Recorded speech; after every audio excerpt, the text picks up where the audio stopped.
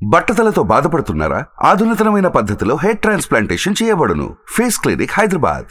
నమస్తే, నేను Keshav. Welcome to Suman TV.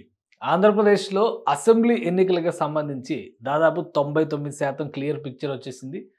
175 assembly నియోజకవర్గాలకు సంబంధించి వైఎస్ఆర్సీపీ అభ్యర్థులను ప్రకటించేసింది. ఇప్పుడు కూటమి వైపు నుంచి చూస్తే కనుక ఓవరాల్గా 172 అసెంబ్లీ నియోజకవర్గాల పైన స్పష్టత వచ్చేసింది. తెలుగుదేశం పార్టీ 144 నియోజకవర్గాలకి అభ్యర్థులను ప్రకటించింది. అలానే భారతీయ జనతా పార్టీ 10 నియోజకవర్గాలకి అభ్యర్థులను ప్రకటించింది.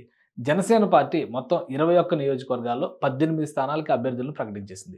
ఫైనల్ లిస్ట్ని తెలుగుదేశం పార్టీ అనౌన్స్ చేసింది. ఈ ఫైనల్ లిస్ట్లో ఉన్నటువంటి అభ్యర్థులు ఎవరు, వాళ్ళకి ప్రత్యర్థులుగా ఎవరు నిలబడబోతున్నారు, ఎవరిని ఆల్రెడీ వైఎస్ఆర్సీపీ ప్రకటించింది, ఈ అంశాలను విశ్లేషించేటువంటి ప్రయత్నం చేద్దాం.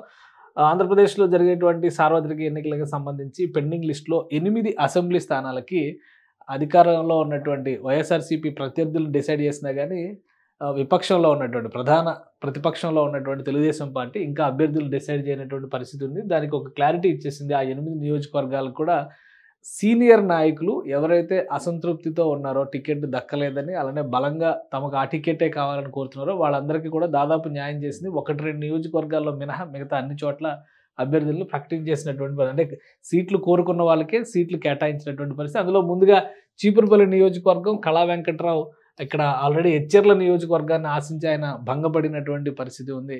సో ఆయనకి చీపురుపల్లి నియోజకవర్గాన్ని డిసైడ్ చేసింది. ఇక పాడేరు ఎస్టీ సీటుకు సంబంధించి గిడ్డి ఈశ్వరి తీవ్ర ప్రయత్నాలు చేసినప్పటికీ కూడా ఫైనల్గా వెంకట రమేష్ నాయుడికి ఈ సీటు కేటాయించింది తెలుగుదేశం అధిష్టానం. ఇక గంటా శ్రీనివాసరావు మొదటి నుంచి కూడా భీమిలి నుంచి పోటీ చేయాలనే ఆసక్తి చూపించారు. అయితే ఆయనని చీపురుపల్లి పంపించాలనేటువంటి ప్రతిపాదన ఒకటి జరిగింది.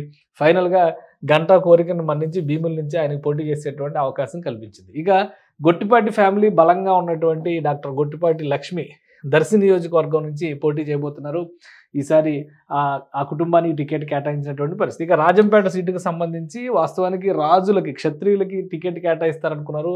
అనూహ్యంగా సుభాష్ సుబ్రహ్మణ్యంకి టికెట్ దక్కింది. ఇక ఆలూరు నియోజకవర్గానికి సంబంధించి వీరభద్ర గౌడ్కి టికెట్ కేటాయించింది. బీసీ సామాజిక వర్గాలకు ఇక్కడ న్యాయం చేసేటువంటి ప్రయత్నం. ఇక గుంతకల్ సీటు గుమ్మనూరు జయరాం ప్రస్తుతం మంత్రివర్గంలో ఉన్నటువంటి వ్యక్తి అక్కడ రాజీనామా చేసి తెలుగుదేశం పార్టీలోకి వచ్చినటువంటి నేపథ్యంలో ఈ సీటు ఆయనకే కేటాయించింది. ఇక అనంతపురం అర్బన్ విషయంలో ఒక పెద్ద ట్విస్ట్ ఇచ్చింది. దగ్గుపాటి వెంకటేశ్వర ప్రసాద్కి సీటు కేటాయించి అక్కడ మాజీ ఎమ్మెల్యే ప్రభాకర్ చౌదరి తీవ్ర ప్రయత్నాలు చేశారు. అలానే బీజేపీ అభ్యర్థులు, జనసేన అభ్యర్థులు కూడా పోటీ పడినటువంటి పరిస్థితి ఉంది. ఫైనల్గా దగ్గుపాటి వెంకటేశ్వర ప్రసాద్ దక్కింది. దీంతో అక్కడ ప్రభాకర్ చౌదరి వర్గం తీవ్ర ఆగ్రహంతో ఉన్నటువంటి పరిస్థితి. ఇక 9వ నియోజకవర్గంగా కదిరి అసెంబ్లీకి ఆల్రెడీ ఈ సీటు గతంలోనే అనౌన్స్ చేసింది. కందికొండ యశోదాదేవికి సీట్ ఇచ్చింది. అయితే ఇప్పుడు ఆ స్థానాన్ని ఆమెను మార్చి కందికొండ వెంకటప్రసాద్ ఆమె భర్తకే టికెట్ కేటాయించినటువంటి పరిస్థితి. ఇది ఓవరాల్గా తెలుగుదేశం పార్టీ 9 నియోజకవర్గాల ఈ ప్రకటనతో, ఈ మార్పుతో మొత్తం ఈ నియోజకవర్గాలకు సంబంధించినటువంటి జాబితాలో 144 అసెంబ్లీ స్థానాల్లో తెలుగుదేశం పార్టీ పోటీ చేస్తుంది. ఆ 144 అసెంబ్లీ స్థానాలకి కూడా అభ్యర్థుల ప్రకటన పరిపూర్ణమైనట్టుగా మనం చూడాల్సి ఉంది. అయితే వీళ్ళ ప్రత్యర్థులుగా ఎవరు నిలబడబోతున్నారు అనేది ఇప్పుడు ఆసక్తికరమైనటువంటి ప్రశ్న. ఇది ఒకసారి పరిశీలించేటువంటి ప్రయత్నం చేద్దాం. ఇక్కడ చూస్తే కనుక చీపురుపల్లి నియోజకవర్గం ప్రస్తుతం కళా వెంకటరావు కేటాయించినటువంటి నియోజకవర్గంలో వైఎస్ఆర్సీపీ బొత్స సత్యనారాయణ ఆ పార్టీ సీనియర్ లీడరు, మంత్రి, ఆయన్ని నిలబెట్టినటువంటి పరిస్థితి ఉంది.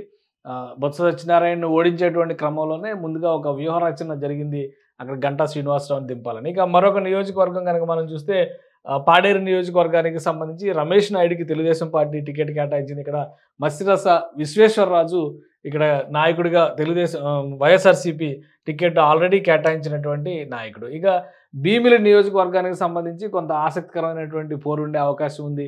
గంటా శ్రీనివాసరావు వర్సెస్ అవంతి శ్రీనివాస్, మాజీ మంత్రి అవంతి శ్రీనివాస్ ఇక్కడ బరిలో ఉన్నారు వైఎస్ఆర్సీపీ అభ్యర్థిగా. సో ఆయన మీద గంటా శ్రీనివాసరావు పోటీ చేసేటువంటి పరిస్థితి ఏర్పడింది. ఇక దర్శి నియోజకవర్గానికి సంబంధించి వైఎస్ఆర్సీపీ డాక్టర్ బూచేపల్లి శివప్రసాద్ రెడ్డి అంటే సిట్టింగ్ ఎమ్మెల్యేకి అవకాశం ఇచ్చింది. వీళ్ళందరూ సిట్టింగ్ ఎమ్మెల్యేలే. అవంతి శ్రీనివాస్ సిట్టింగ్ ఎమ్మెల్యేనే.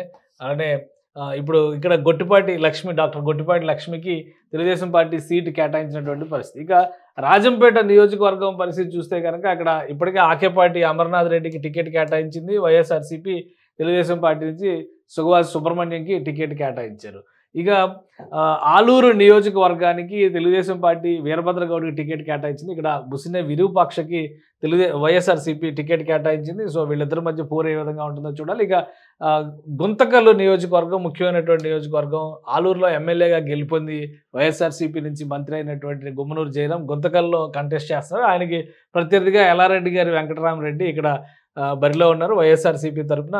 ఇది కూడా ఆసక్తికరమైనటువంటి పోరు. నియోజకవర్గం మారడం వల్ల ఎలా కలిసి వస్తుందో చూడాల్సి ఉంటుంది. ఇక అనంత వెంకటరామరెడ్డి అనంతపురం అర్బన్ నుంచి బరిలో దిగుతున్నటువంటి నేపథ్యంలో ఆయన పైన దగ్గుపాటి వెంకటేశ్వర ప్రసాద్ బరిలో ఉన్నారు. ఇక మక్బూల్ అహ్మద్ కదిరి నియోజకవర్గంలో ఉన్నటువంటి లెక్కను మనం చూస్తే కనుక మక్బూల్ అహ్మద్కి మైనారిటీకి టికెట్ కేటాయించింది వైఎస్ఆర్సీపీ. ఇక్కడ కందుకుంట వెంకటప్రసాద్ బరిలో దిగుతున్నారు.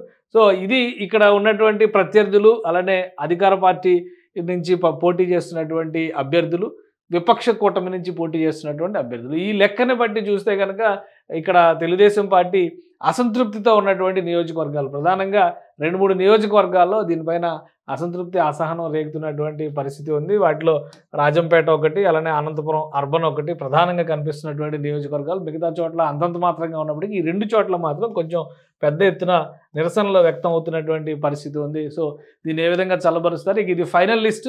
తర్వాత ఏమైనా మార్పులు చేర్పులు ఉంటాయి ఈ వారం రోజుల్లో. ఎందుకంటే ఆల్రెడీ చంద్రబాబు నాయుడు ఎన్నికల ప్రచార సభలు ప్రారంభించారు. జనసేన అధినేత 30వ తేదీ నుంచి ఎన్నికల ప్రచారానికి వెళ్తున్నటువంటి పరిస్థితి ఉంది. బీజేపీ 5వ తేదీ నుంచి ఎన్నికల ప్రచారానికి వెళ్ళేటువంటి ప్రణాళికలను సిద్ధం చేసుకుంటుంది. సో ఏప్రిల్ 2వ వారం తర్వాత ఉమ్మడి సభలు జరిగేటువంటి అవకాశం ఉంటుంది. కాబట్టి బహుశా ఏప్రిల్ 5వ తేదీలోపు ఈ సీట్లలో ఏమైనా మార్పులు, చేర్పులు, సర్దుబాట్లు, దిద్దుబాట్లు ఉన్నా కానీ దృష్టి పెట్టేటువంటి అవకాశం ఉంది. ఆ తర్వాత మాత్రం పూర్తి స్థాయిలో ఎన్నికల ప్రచారానికి మేనిఫెస్టో రూపకల్పనపైనే 3 పార్టీలు ఫోకస్ చేసేటువంటి అవకాశం ఉంది.